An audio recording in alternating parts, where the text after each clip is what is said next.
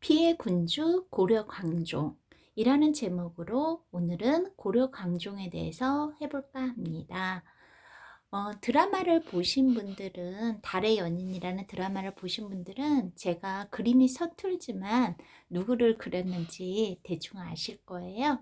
그리고 피해 군주라는 말답게 여기 드라큘라 안에서 똑똑 두들기고 있거든요. 그 간하고 마늘도 이렇게 그려보고 색깔도 피값칠을 한번 해봤습니다. 자, 그러면 같이 알아보도록 할까요? 광종의 재위 기간은 약 25년 정도입니다. 여기 재위 기간 이렇게 있죠. 그는 노비 안건법과 과거제도, 관복제정 등 왕권 강화를 위해서 애를 썼어요. 하지만 그의 평가는요, 엇갈리는데요. 그거는 그가 피해 숙청을 했기 때문입니다. 특히 고려 성종대 이후에 유학자들은 광종을 평가하는 데 인색했다고 합니다. 여기 드라마 속 광종의 모습을 이렇게 올려보았습니다. 원래는 제가 이런 한국사를 할 때는 그림으로 대체를 하는데요. 제가 이 드라마를 너무너무 재밌게 봐가지고 그래서 드라마 사진으로 이번 영상은 그렇게 대체를 하도록 하겠습니다.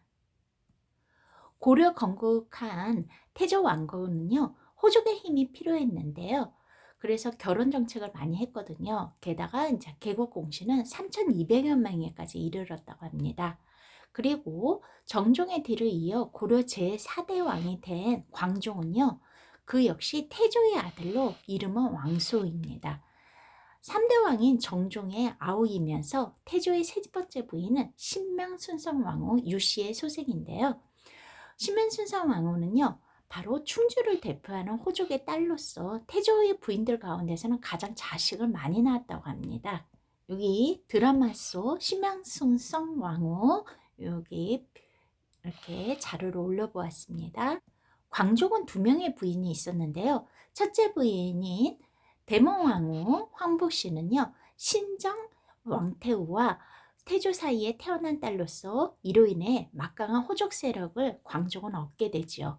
또 다른 부인인 경환궁 부인 임씨는 이대 왕인 해종의 맏딸로 광종에게는 조카가 되는데요. 드라마 속에서는 굉장히 애띤 모습의 여아가 그 역할을 했었죠. 아무튼 광종은 동생 및 조카와 결혼한 왕실 종래혼을 한 첫 번째 왕자였습니다. 즉위무렵 광종은 25살이었다고 해요. 그래서 2대 왕이 해종이었거든요. 배다른 형제들에 의해서 해종이 제거되고 형을 몰아내고 왕위에 오른 정종도 불과 4년 만에 세상을 등집니다. 정종은 서경 건설의 꿈을 이루고자 한 사람이었는데요. 돌아온 것은 민초들의 원망이었죠. 그리고 드라마와 마찬가지로 광종은 준수한 외모에 영리하고 부드러우면서도 그의 포착력이 강했던 외의 내강의 인물이었다고 합니다. 여기 2대왕 해종의 모습과 3대왕 정종의 모습을 드라마에서 캡처해 보았습니다. 광종은 즉위와 함께 덕을 밝게 비춘다는 의미의 광덕이라는 연호를 썼는데요. 연호를 쓴 왕이 실제적으로 우리나라에서는 중국의 영향 때문에 많지 않았다고 해요. 그런데 그 중에 한 명이 광종이었기 때문에 광종은 자주적인 군주였음을 알 수 있습니다. 그리고 956년 조선판 노비 해방법에 해당하는 조선판이 아닙니다. 죄송합니다. 고려판 노비 해방법에 해당하는 노비 안건법이 시행이 되었는데요. 이것은 당시 노비들의 귀족들의 개인 소유 재산이었는데 이를 통해서 공신들의 불만은 엄청났죠. 그리고 노비 안건법과 더불어 광종은 후조 출신의 쌍기 귀하인이거든요. 그래서 쌍계 권위로 가구제도를 시행을 했는데요. 이로 인해 권력층의 개편을 의미한 것으로서 자연스럽게 합격한 사람들은 왕편이 되잖아요. 왕을 충성하는 친위 세력이 됨으로써 왕권 강화를 더욱 강화시킬 수 있었습니다. 또한 신하들의 애복 문제를 놓고 심한 불쾌감을 느끼고 있었던 광종은요. 이런 애복 문제 자체도 바꾸려고 했습니다. 왜냐하면 당시 임금보다 더 화려한 의상을 입었던 신하들도 있었다고 해요. 그러니까 위계 질서가 없으니까 아무래도 안 되겠다 싶어서 과거를 실시한 2년 뒤에, 즉 그만큼 왕권 강화가 이루어진 시기겠죠. 백관들의 예복을 네 가지로 바꿨는데요. 보라색, 붉은색, 연두색, 자주색, 소매옷으로 정하고 등급에 따라 관복을 입게 되었다고 합니다. 그리고 어디 가는 말 안 듣는 사람들 있잖아요. 말을 듣지 않는 호족들은 모두 감옥에 가둘 정도로 의지가 강력했다고 하네요. 왕이 된 광종, 왕이라고 하기보다는 황제라고 해야 되겠네요. 광종과 그 다음에 해수의 모습을 그런 드라마에서 캡처해 보았습니다. 이제까지는 광종의 긍정적인 모습이었다고 하면요. 드라마 속 해수가 굉장히 피해군주라고 하면서 겁을 먹었었잖아요. 초반에요. 그러한 다른 모습의 광종을 지금부터 살펴볼까 합니다.